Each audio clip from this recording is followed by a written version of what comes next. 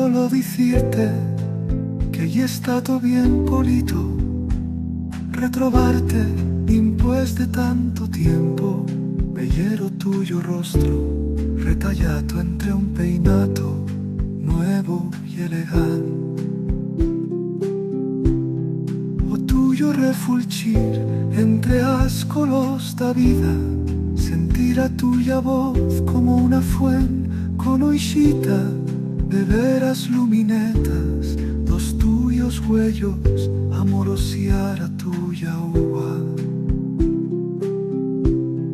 Solo decirte que escribo este poema con rajante goyo amaneixer después de una ausencia tan luenga en o verano e que yo m'ha pareixito como una tristura.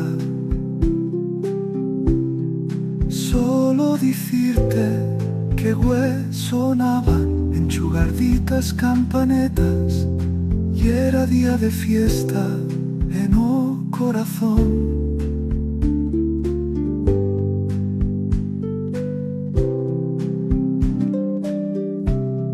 Solo decirte que hay Marte deban de tanta chen y è stato difícil tese, quiero decir tantas cosetas como que fabla caricias caldrá a esperar a trobarnos en la espuenda do nuestro mar amorosiarnos como ondas bandeándose a bonico, a bonico.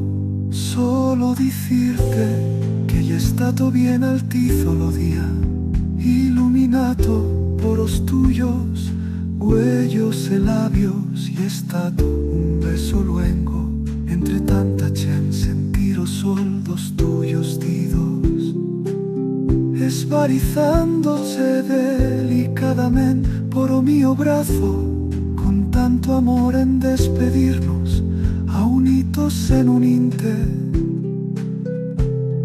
Solo decirte que ya está todo un regalo sentir as tuyas parolas amorosas baixando a voz, amagándolas de achen e do mundo tan bonicas, plenas de tanta intimidad e terneza, fugindo en taixa fuen, tan plena de inocencia que nos pertenece.